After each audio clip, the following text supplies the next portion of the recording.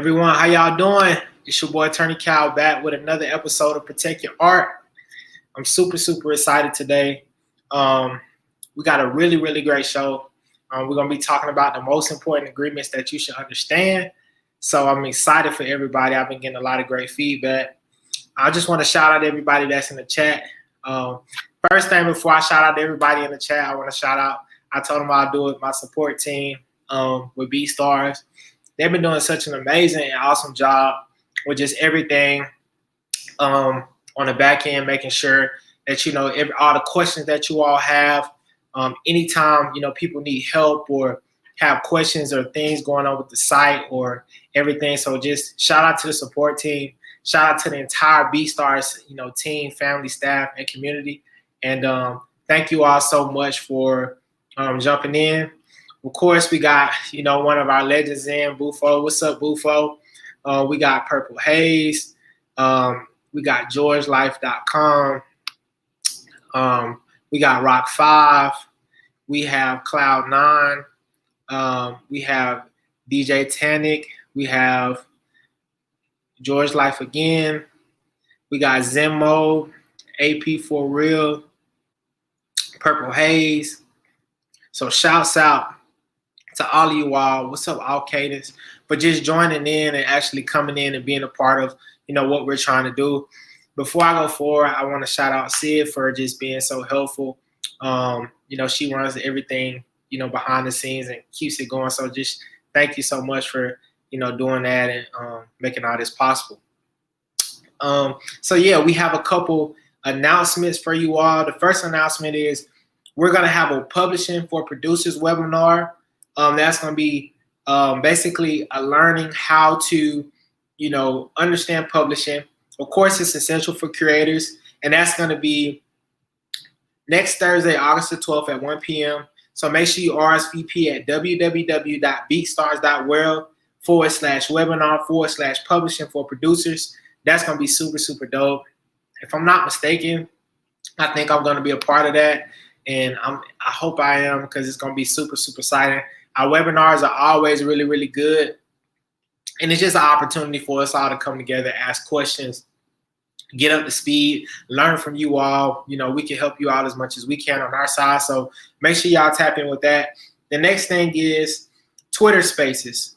Just in case y'all didn't know, we have Twitter Spaces every day of the week at 4 p.m. Eastern Time, so tune in today right after the show. I'm going to be talking with Sid, and we're going to be discussing some of the game-changing things that BeatStars has done along with the community. So make sure you leave. Once we leave here, we're going straight to Twitter, and we're going to Twitter Spaces, and we're going to go on there, and it'll give us all another opportunity to just like mingle and ask more questions. So I just want to thank everybody that's in here. But like I said, today we're going to get right into it. We're going to be talking about the most important agreements that you should understand. Kyle, why is that important? Everything that we've done so far, we can get the video queued up. Everything that we've done so far, it put us in a position to learn about the back end of everything, right? So we started off talking about intellectual property. Then we went from intellectual property until, copyrights, trademarks, sound recordings, publishing. We also kind of talked about, some other things. And this is something right here about, sound recordings or whatever. But we're just kind of brushing up, and now we're getting into the most important agreements you should understand. So this is a clip. This is just a refresher for all of my new people, just some of what we do here. Let's get into it. So the next thing that we're going to talk about is the best way to monetize your copyrights, or not your copyrights, but your sound recording royalties or your sound recordings. I, the other day, was on Instagram looking at BeatStars page while I was working, which I do often. Sometimes when I'm working and I'm just like typing or doing something or reviewing something, and I've been reviewing for a while, I just get on my phone and I'll go in and I'll look and I'll be like, all right, let me look and see what we got new, what we got cooking. Who's the new hot producer? Who's doing this? Who's doing that? And I think one of the things that I looked at is I saw our community director, Mike Trampy, talking about how producers distribute everything, but not only should they distribute stuff to the BeatStars marketplace, but they should also distribute their stuff on DSPs, because what's happening is, and this is really the the segue to this, how to monetize your sound recordings. I go in and I look and I say, man, there's not really many people that's monetizing their recordings. Say you're taking these beats, right, and you're putting them on the marketplace, and all of these people are listening to them on the marketplace, or other artists, other producers, other people, and they're on the marketplace, but they're not necessarily on DSPs. The way our community director explained it to me was, well, to our community, was the dope thing about putting it on the DSPs, which is your Spotify's, your Apple Music, your TikTok, your Instagram Music. Now you can put your music there, and when people go and they're looking at clips or highlights with your beats, or people use your beats, they can actually tag those. They can actually go like they were posting a reel or a TikTok or YouTube short, and they can pull your actual beat up, and that beat is there. And not only are they being exposed to your beat, but you get paid royalties for that. So instead of just putting your beats behind like a video, or putting your beats behind a picture or image, why not go ahead and put your beat out there, distribute it? You're already distributing on the marketplace, and now you're generating royalties and revenues, not only from your marketplace clients, but you're also generating revenues from people that just casually happen to find your stuff, and that's a great way to monetize your sound recording. So I just wanted to make sure that we went through that and we talked about that, because that's really, really important. Awesome. So what essentially what that clip is talking about is going into how you monetize everything that you do. So the important thing is, when you're thinking about monetization, that's what we're learning about. We're learning about all these different things, and then we're learning how, okay, how does everything that we do, how does it look when it's being monetized, right? So the cool thing about your sound recordings, like I talked about, distribution. You're able to distribute your music. Now we're at a great place where we're able to put our music on music publishing, and not only collect the sound recording part of that, but we're also able to collect the music publishing part of that. And that's something that we just rolled out. Make sure you sign up to the BeatStars publishing things, so you're monetizing those things properly. And that's just a recap. We can go on to the next slide. So that's the sound recording royalties recap. We can go to the next one as well. So here we go. The most important agreements you should know, right? So all of these things here, right? We have the license agreement, the recording contract, the publishing contract, the artist management contract, the work for hire contract. Kyle, what does all of these things mean? Why should I have to understand why are these agreements important? We get ourselves in a position where we're growing and we're doing a lot of things, and we're very, very active, and we're trying to figure out exactly how to navigate the music industry. It's important with the speed that everything is moving at. When someone puts something in front of you, or you're looking to get into a deal with someone or do something, whether it's an artist, a producer, a label, a manager, a publisher, a PRO, whoever it may be, you understand what the dynamics of each agreement and what these agreements mean, because it's easy to go in and do different things, but when you understand the value of each agreement and what it can do, what it can offer, then that's another level to, okay, I understand copyrights, I understand intellectual property, sound recordings, publishing. I understand all these different things, but now I'm about to level up, and I understand the most important terms, but now I can understand each agreement and how everything I've learned fits into those agreements. So that's what we're trying to figure out today, and we'll just walk right through it and get some understanding at the end.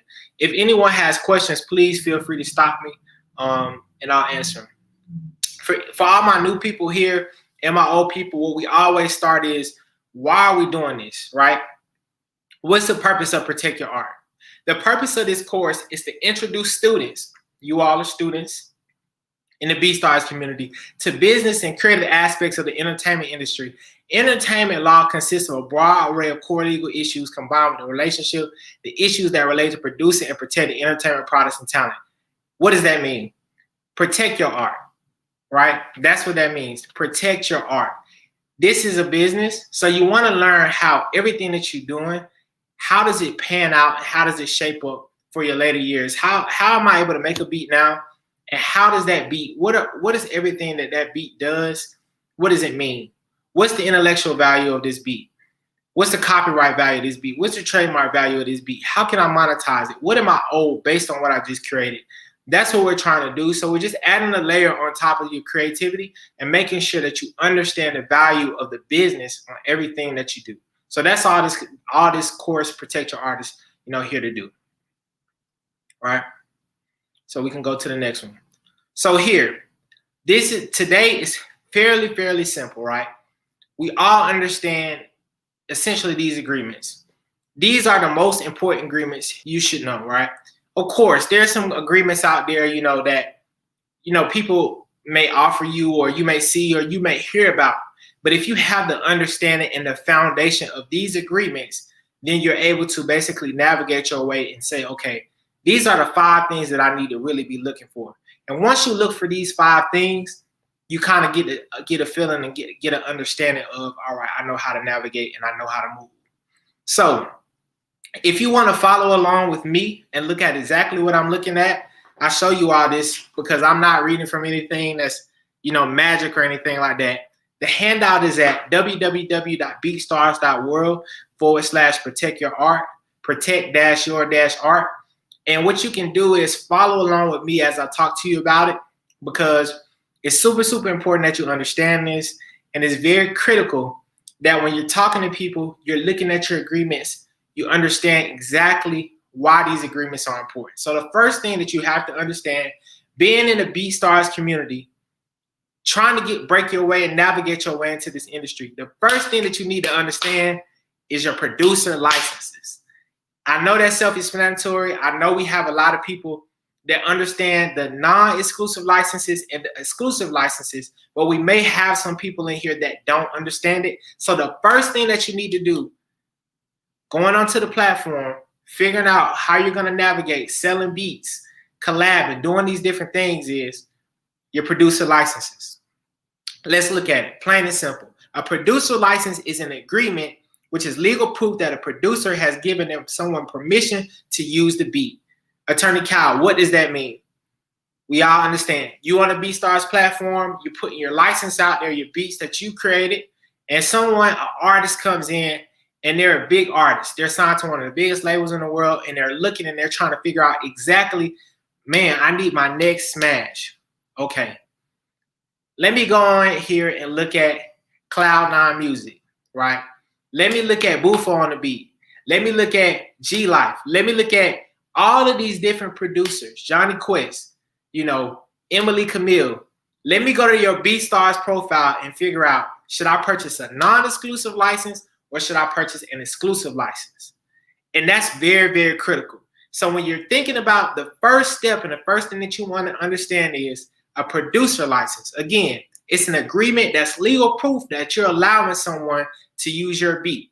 So when someone goes and they're uploading their music on whatever platform is BeatStars distribution and it puts it on Apple Music, YouTube, Spotify, all of these different DSPs, and they're trying to monetize their sound recordings, now that you gave them this license to use your beat, whether it's non-exclusive, meaning they can use it, but other people can use it, or it's exclusive, meaning they can only use it for a specified period of time, they now have the legal right to be able to use your producer license. So that's very important that you understand.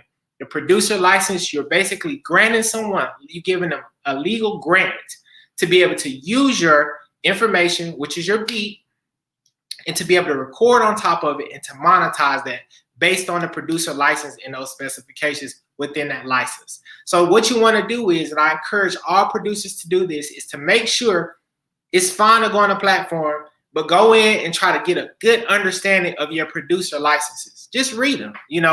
That's how I've learned over the years. I go in, I read the licenses, I look at different things, I make sure that I understand the terminology. That way, if someone has a question for me, I know what I'm looking for, and I just Control F and find a lot of things. Okay, Control F copyright, Control F publishing, Control F, and I just find all these different things, but that puts you in a position to be able to understand producer licenses, non-exclusive and exclusive. I already got that down pat.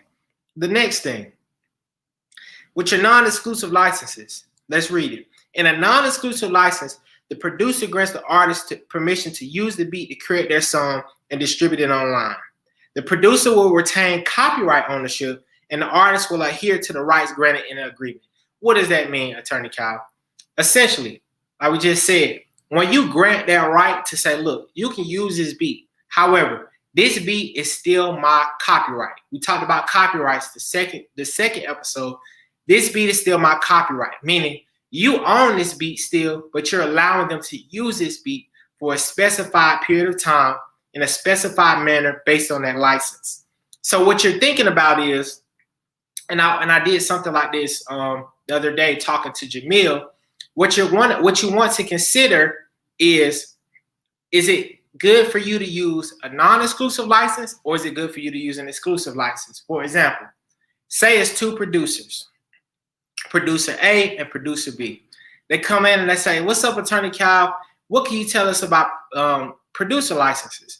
Should we use non-exclusives or should we use exclusives? What I would tell them is using exclusives and non-exclusives are very beneficial, but you just have to know when to use them and when not to use them. For example, if you got your best-selling beat out there, everybody's just like, man, I love this beat and I want to use it, and it's bringing you a lot of revenue. If somebody big comes in and they want to get your beat or they want to buy your beat, you can always tell them, hey, look, this is my beat. This one is making me all the money. Non-exclusive license, right? That's something that you're able to do, right? But if there's someone coming in and they want to use a beat that's not really selling that much, you could always say, look, this beat isn't selling that much, exclusive for this amount of time. So what you have to learn how to do is understand your producer licenses, go in and learn them, be able to look at what you have, take inventory, right? We always talk about your intellectual property is no different than a piece of real estate. So at this point, because we put all these building blocks together, we own a bunch of real estate. Since we first started, you all own so much real estate, so many different beats, right? So now you want to be able to look at your real estate and take inventory of what you have and say, look, this piece of real estate right here, man, I got this thing fully rented out, you know, from the top floor to the bottom floor. Hey, you know what I mean? I'm not selling this to anybody, but this piece right here, it's in a bad location. You know, it doesn't do that well. I don't mind selling this one exclusively to someone because it'll bring me more money. You have to be able to make that decision to do your research and understand, you know, what you want to do. This is a great point, and we always try to highlight this. This is very important.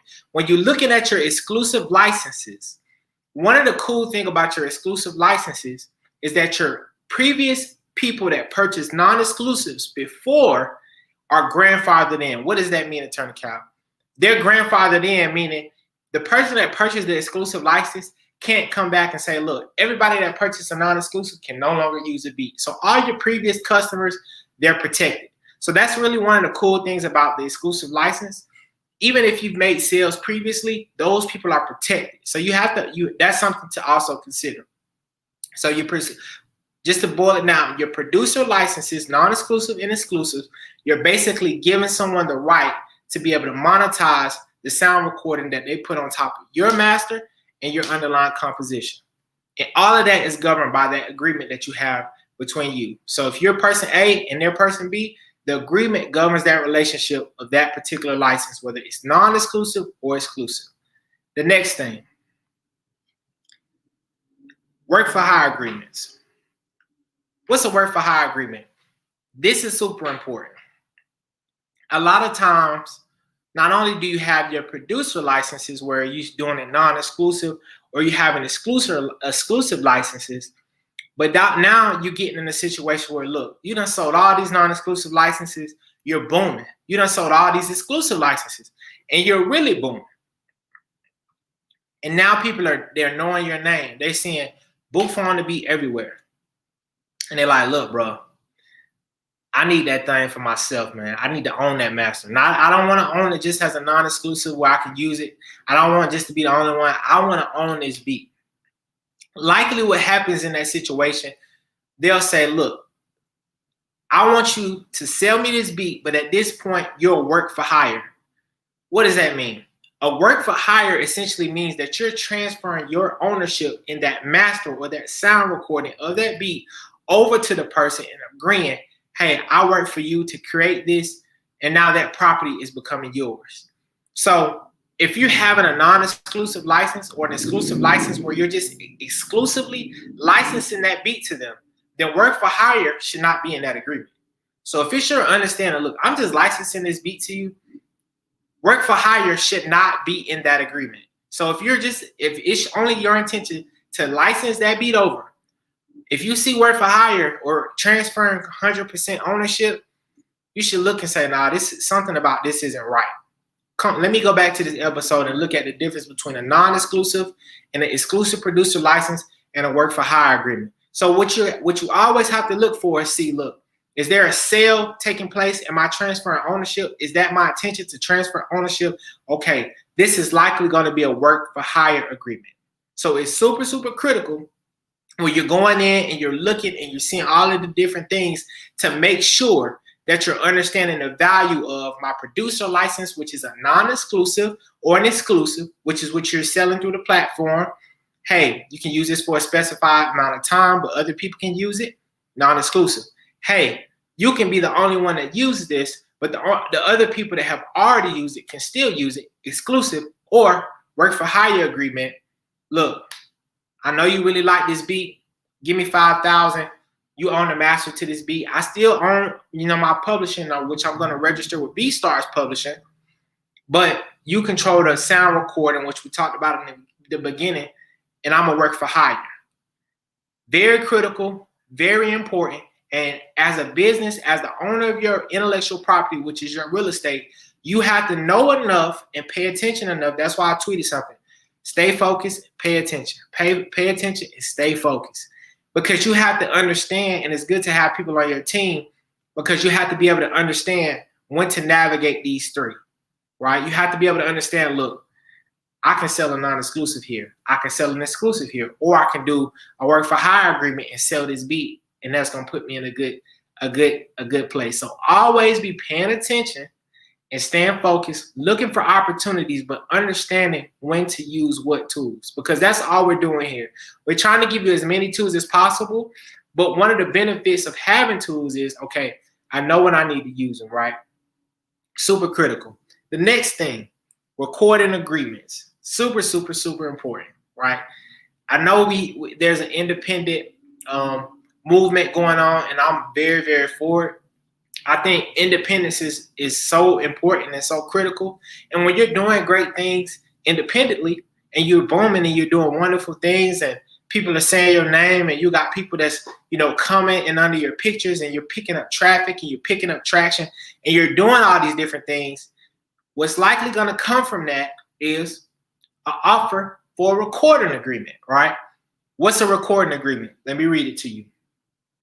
A recording contract is a legal agreement between a record label and a recording artist, or it could be a record label and a company owned by the artist or whatever, where the artist makes a record for the label to sell and promote. Artists under contract are normally only allowed to record for that label exclusively, and that label may receive a percentage of sales. What do you mean by all that? You all know what a recording agreement is. This is the agreement between an artist. That's an agreement between an artist and a recording company. It could be a label and a recording company.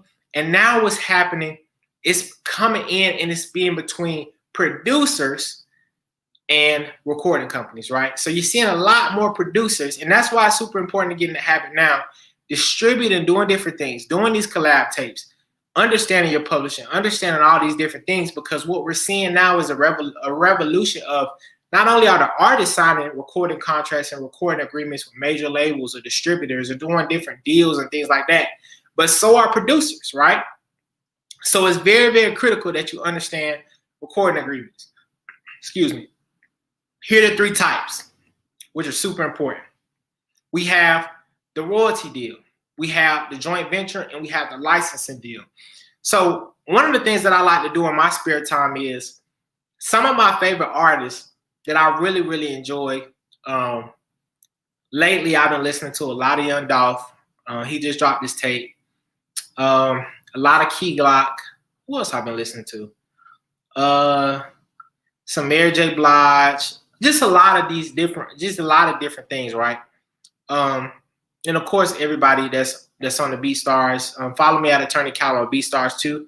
I'm gonna start like reposting beats on my actual BeatStars profile. So if you follow me and hit me out, check out some of your beats and repost them. But one of the things that I like to do in my spare time is I like to go to Spotify and I like to go to Apple Music and I like to go to all of these different places and look at the bottom. I also like to go to YouTube and see, okay, what does it say at the bottom, right? Is this artist, basically, is it their LLC that's exclusively licensed to this record company? Or is this, at the bottom, does it just say the record company's name? Or is it, the artist with or artist dash or and this record company? These things let you know and help you understand the difference in some of these deals. So the first deal, your royalty deal. Let me tell you a little bit about your royalty deal. What your royalty deal is essentially is a record label reaches out. They're very excited. You may not have a lot of leverage at that point, but they're very excited. They want to get you on their roster. And what does that happen? What does that mean? What happens from that? A royalty deal. A royalty deal is essentially where the label owns the masters, the artist records for the label, and the artist gets a percentage of the royalties based on the negotiations they have with the label. Why is this important to know? Because, like we talked about previously, you're essentially a work for hire, right? So it all starting to line up at that point. You're a work for hire. Any master or anything that you create is owned by the label. So that's a royalty deal. What's a joint venture? A joint venture is basically a 50-50 where there are two people coming together. Say it's ABC Records and Attorney Cal LLC, because I like to have, everything legal. But say Attorney Cal LLC and ABC Records, and we come together and we say, look, I'm gonna own 50%, y'all own 50%, y'all gonna put up the money, I'm gonna rap, and we'll bust this thing down even once y'all get y'all money that y'all put in.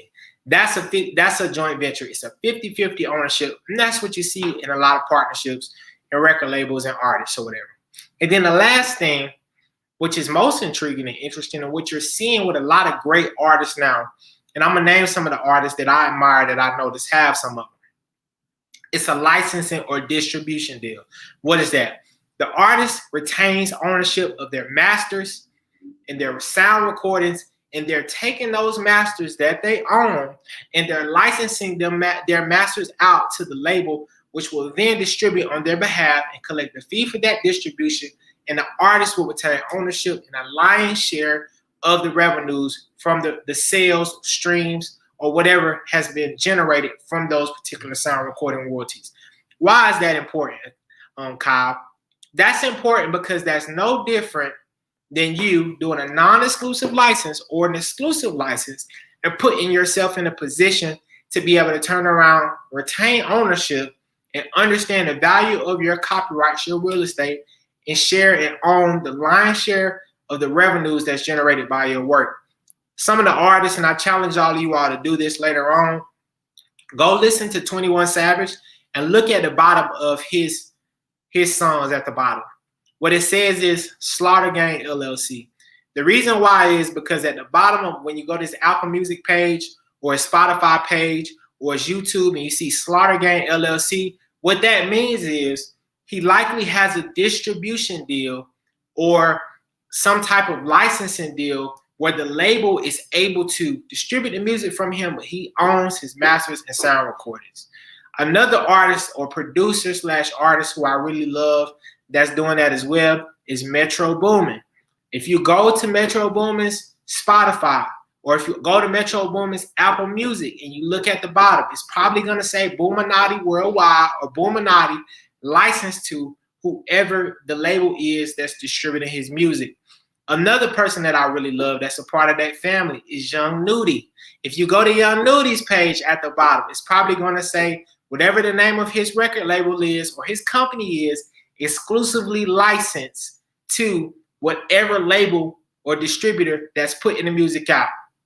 This means that they're controlling the majority and they're retaining ownership of their masters. And as a producer that's already in the practice of doing this on the BeatStars platform as it pertains to your beats, This is super, super critical and important, not only for you to be able to be successful in the long run, but to be able to control and to maintain ownership in the future. So make sure you're understanding the three differences, which is the royalty deal, the joint venture, and the licensing deal, which is also a distribution deal. And look at some of the people who have done it. Go in and calculate, okay, look, there's this website called His Daily Double. Go in and look at some of these artists when they drop and say, man, they made $200,000 this week off of this one song. It looks like in their Spotify, their company controls all of the rights to the masters in this particular song. Let's say 70 or 80-20 split. This is how much money, if this song does this one song does this, they will make, and tack on other songs. Say you multiply by 20 and average it out by 52 weeks. And you'll see the value in owning and controlling your masters, and not only owning your masters, but also owning your publishing. Next thing, publishing agreements. That's the next thing we're going to talk about. In general, a typical publishing deal involves assignment of some part of ownership or ownership rights to a publishing company in exchange for the publisher to exploit the songs. The publisher can also provide co-writing opportunities based on industry relationships and pitching opportunities. Publishing. What's publishing? For everybody who's new here, publishing is essentially monetizing or your performance rights on the opposite side of your sound recording. So we know, like we talked about earlier, you have your sound recording royalties on this side. That's everything generated on Spotify, Apple Music, and YouTube. And then on this side, we have the underlying song or the composition, which is going to generate your performance royalties, which is your publishing, your songwriting, and your mechanicals. And it also can generate sync opportunities where you can use your publishing and also in conjunction with your masters to bring in monies, right? So publishing agreements are super, super critical and important. And that's why I want to make sure if you're signed up for BeatStars Publishing, just drop a P in the chat, right? But it's super, super, just drop a P in the chat if you're signed up to BeatStars Publishing. It's super, super important that you understand really the two types of publishing deals, right? The main ones. You have co-publishing and you have publishing administration, right? Co-publishing is a situation where you give up some type of ownership in your publishing. Same thing with a joint venture, right? It's kind of similar, but it's just on the publishing side. You're giving up some type of ownership, in your compositions, the underlying compositions, likely for more money or, more opportunity or something like that. And that's fine, right? What BeatStars Publishing, what you're getting is the opposite, which is publishing administration, which you're retaining 100% ownership of your masters or your work in exchange for exploitation of that music, those underlying compositions all around the world, right? So if you want to, you got people that that's listening to your music. You got 5 fans over here in Germany. You want to put yourself in a position to where you can collect every time those 5 fans come in every week and listen to your songs, right? So that's why publishing is very, very important. And publishing agreements are very important because what they dictate is, all right, what type of agreement is this? Is this a co-pub agreement? Is this a pub admin agreement? What rights and what different things? Am I maintaining ownership in this agreement, right? And is this a situation where not only, and this is key, 360 deals, right? Is this a situation where I'm giving up ownership and control of my publishing, my sound recordings, and the beats and things that I make? Does this agreement say anything about publishing, recording, work for hire, producer licenses all in one? Am I giving up rights to my merch? Am I giving up rights to my tour? What is this agreement saying? And the reason why it's so critical to understand, all of the different licenses, the different agreements, a recording agreement, a publishing agreement, a work for hire agreement, or a beat sale agreement, is because now when you look at an agreement, you can look at the top and say, okay, we talked about this with Attorney Kyle. This is a producer license. So this shouldn't be saying work for hire anywhere in here. It's a non-exclusive or an exclusive. So this is wrong. Wait, this is a recording agreement. This is just a distribution deal. So why is it saying work for hire agreement? wait, this is a pub admin agreement. So why is it saying over here, this other company that I'm transferring over rights to, you know, my masters or my pub or ownership of that when I did it with BeatStars, I kept 100% ownership of my pub. So it's super important that you understand the value of each agreement, what it means, and you can differentiate, you know, when things are put in front of you and say, nah, that don't look right. And if not, you have a question or issue, always come back and look at these videos, because that's what we're putting them together for, so you can know and understand, look, nah, that doesn't sound right. The next thing that we have is a management agreement.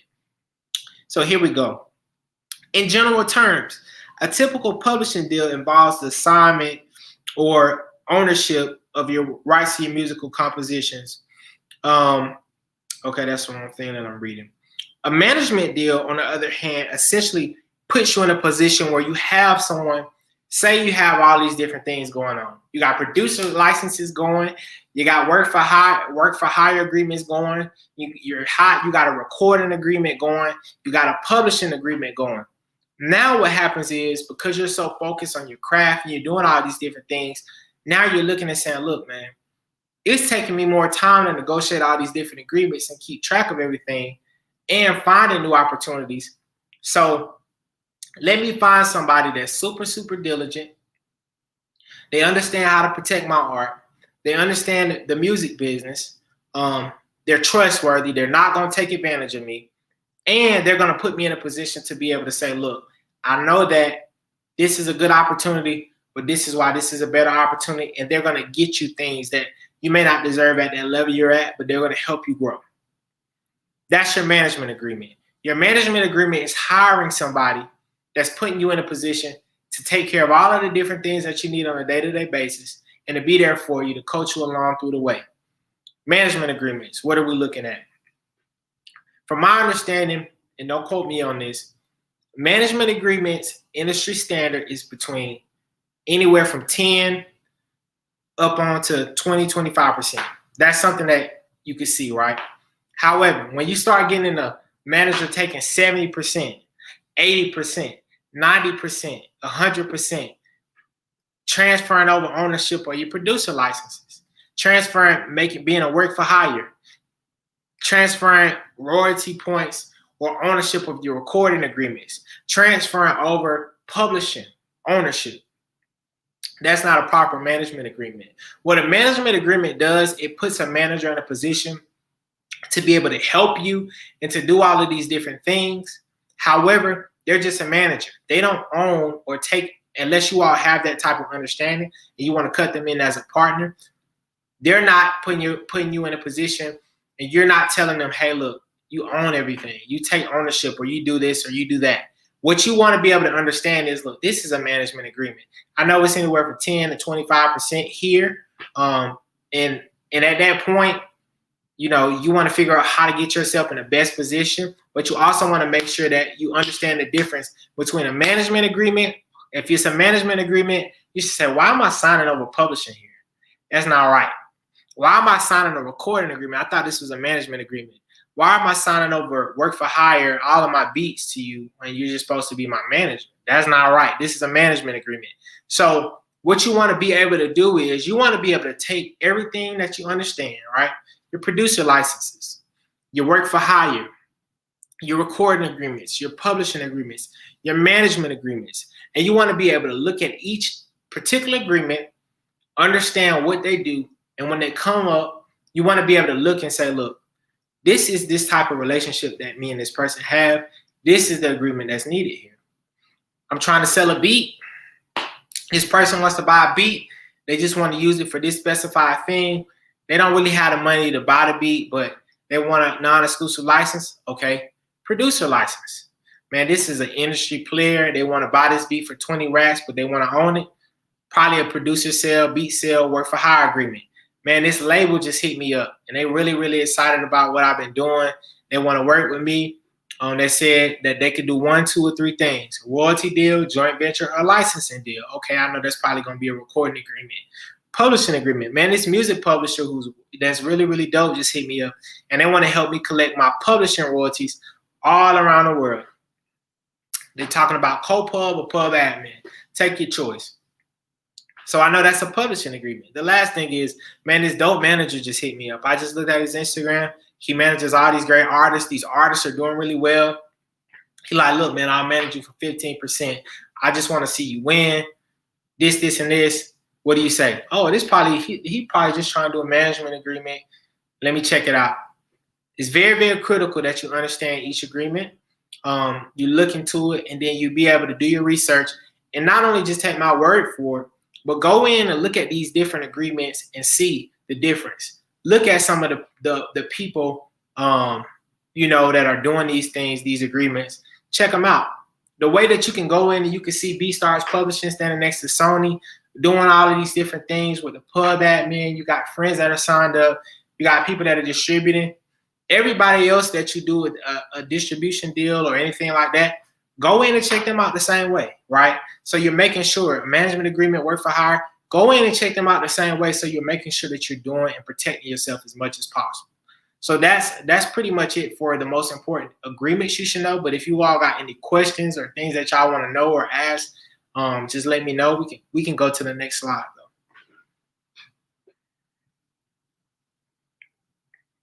So we already talked about the most important terms to include in agreements.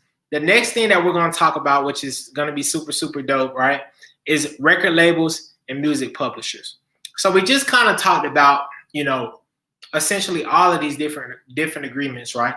So now we're going to talk about who is the person on the opposite end when you get to the point where it's like, look, I want to do a co-pub deal with you. Look, I want to sign you to this type of deal. How did they get started? What's their purpose? What's their goal? What's their stature? What's their standing in 2021? That's what the purpose of record labels and music publishers is going to be. We're going to dive into that, right? Lawyers, managers, agents in the music industry. We just talked about managers and percentages that managers, you know, take. We're going to talk about lawyers, right? How much should a lawyer be getting in an agreement? If I negotiate for a lawyer, how do I negotiate with a lawyer to make sure I'm not getting taken advantage of?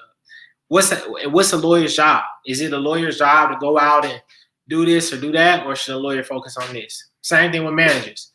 What is a manager's job? What's some of the things that they should be doing? Percentages, again, will narrow some of those things down. And an agent. What's an agent job? What's a booking agent job? How is all of these people getting booked on Rolling Loud and all of these different festivals and doing all of these different things? Are they calling these people up themselves? Is there an email that they're reaching out to? Or are they signed to a sports agency or a talent agency? And that's how they're going through. And then we're going to basically do a recap, protecting my intellectual property, which is going to cover everything that we've learned thus far. And it'll put us in a position to kind of gather everything in one place. And then we'll move on to new topics. But it'll basically bring us all up to speed. And it'll be a really, really, you know, easy way to like go over everything we've covered. So yeah, we can go to the next slide.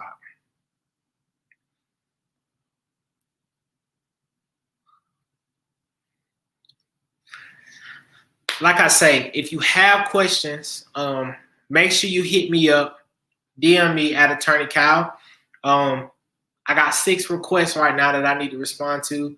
But I try on Fridays to knock out all of the questions and kind of dialogue and from 12 to 2. So if you just hit me up, I'm going to definitely respond when I see a question and, you know, talk. And I'm still doing the office hours. So like if someone wants to talk on the IG FaceTime or hit me up or text or whatever, just definitely, you know, DM me and we can get it going. One of the other things that I'm going to start doing now, like I said earlier, is if you're making beats on the BeatStars platform and you want to get my feedback on some of the beats, I'm so unbiased, so I'll definitely tell you. And then like whatever you got on your page that's dope, I got the BeatStars profile, which I'll be more active on. I want to start reposting you all's beats to my BeatStars platform because that's going to be my playlist of what I work to. So yeah, that's really it. Do we have any questions or anything anybody wants to know about publishing or recording royalties or, you know, any of the agreements or anything like that they should understand terms?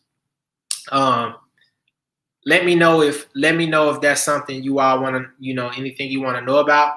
And also, it's super, super cool because, you know, you all have access to me.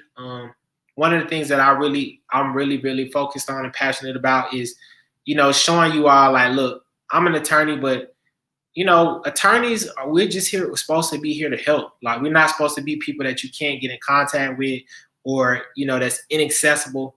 We take an oath to serve, to help, to make sure that we're giving you all knowledge and putting y'all in position to be able to grow. So that's what I'm committed to doing, and I'm thankful that I have the opportunity to do it. So like I said, if y'all have questions, you know, make sure you hit me up at Attorney Cal. That could be on Twitter, Instagram. That could also be on BeatStars. There's a message thing, so I've been responding there. But yeah, that's super, super important. We got a question. Technically speaking, in the music industry, if an agreement is broken, can one be sued and forced to pay even if the defendant has no money in assets? That's a great question. It's a tricky question. So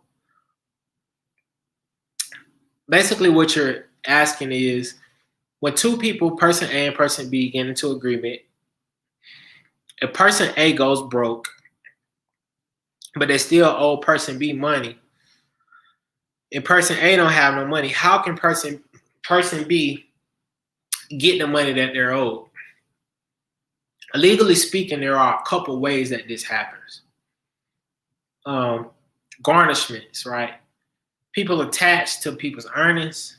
I know in a lot of situations with music, when people are sued, say somebody, you know, somebody has a royalty stream. They may not have no money because they spent all their money, but say they have a royalty stream, and you know that particular royalty is going to pay out every month at this particular time. You can point and say, look, they still have monies out here, that royalty streams that are being paid out. Hey, judge, tell that publisher that before they cut them a check, to make sure I get mine out of what they're owed. Also, they got distribution royalties that are being paid out. Hey, judge, before they get their check cut, make sure I get my check for what I'm owed. So when you're doing deals and doing business, it works both ways. You know, you want to always make sure you're doing good business, because even if you say you can't pay someone, there's always a way for them to try to figure out how to get paid, right? And on the opposite side, if you're doing good business and you're working with people and you're owed a certain amount or owed something, there's always ways for you to get paid as well. So super important. Is that why someone would get an LLC for protection against cases like this? Great question, Bufo. Really, really great questions. So the LLC, right? The thing about the LLC is it's a funny thing, right? And we you know, me and my circles, we laugh at this all the time. It's just like, you know, I do so many. I love the LLC, right? I probably got like 5 LLCs. It's just, I love them, right? They're, if I go outside and I, you know, figure out how to roll my window down, I'm gonna probably start a roll my window down LLC and post on Twitter like my window stuff is, you know, my window LLC is active. But the purpose of an LLC is essentially you're protecting your personal assets in a situation where, say you're, like we just talked about, if you do Booth on a beat, or let's say I do Attorney Cal LLC and I sign a deal with a label, right? But before I did that deal with a label and started that LLC, I've been making all this money on BeatStars and I've been doing all these different things, and I don't want that personal money that's in my personal account to be attacked. So what I do is I start an LLC. So essentially what happens with that LLC is, if I'm sued by that label or by somebody that's suing the label because the label did something or somebody else did something, and I'm going through it with my LLC and doing everything properly, the only funds and revenues that they could attack is that within that LLC. So all of my personal assets are protected. That's truly the benefit of an LLC.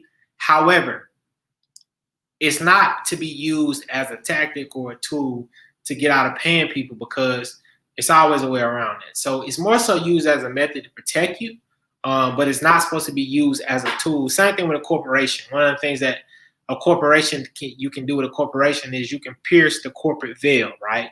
And what that means is, if the corporation is being used improperly, you know, not used as a true corporation, but as a shield to not pay people, excuse me, then what happens is the court can say there's no corporation at all, and they can come after your personal assets. Let's see. Are there ways producers can find out if their beats are being used so we can get pub? I think one of the coolest ways to do that is, one, make sure you're signed up to pub. That's the first thing. Two, content ID, right? Content ID is super, super critical because, you know, you want to make sure you understand where's my beat being used. And likely what you can do is, when a person distributes a song, look and check your content ID or things where you're getting pinged on, because what happens, the YouTube will tell you who it is. And then once, based on the YouTube, you get the name, you can go and look and see, like, okay, this is all over the place. And then likely if they got one of your beats, they probably have more. So you can always go in and look and type that in. Another thing to do that's really, really cool, and I just thought about this, go in and look and see all the licenses and things that you sold, because I'm pretty sure every license that you probably sold, you may not be getting what you owe on all of those different things. You can essentially, if you see a song that's out there and you know you own whatever your license is, like we talked about with your producer licenses, you can go into the publishing portal, and then once you have a license, and you can claim your publishing percentage based on what that license is. So say, for instance, the publishing portal says, look, you own 50%. You can go into the publishing portal and claim that 50%. So it's super, super important that you go in and you check all your old licenses. Make sure that you're in a position to understand who you sold those licenses to. Search their name, see if there's anything like that. And then once you go in and you find that information out, then you go in and you say, look, this is how I want to collect. So content ID is one, checking your old licenses is two, and then there are going to be some things, you know, later down the road that comes that allows you to be able to go in and say, look, let me see where all my stuff is being used. Okay. The question is for beats being used without the producer knowing it's being distributed. Right, I see what you're saying. So there's something in the works to be able to do that, and I think it's going to be something super cool, so just stay tuned. In terms of an LLC and publishing, what should a beginning producer have set up in terms of licensing and LLC before starting to sell beats? Can producers still get ownership of prior works credit if the aforementioned? That's a great question. If the aforementioned wasn't established at the time of making said works. Right. So your question is a really, really great question. Again, I love LLCs. So depending on what state you're in, well, not even depending on that, I recommend everybody before they start doing any type of business, whether it's selling beats, selling hooks, selling kits, selling anything, like start an LLC, get you a free bank account online, get you a tax ID number, do all of these different things. And these are things that you all have heard of, so I'm not saying anything that's new. But you're welcome, King Squisher.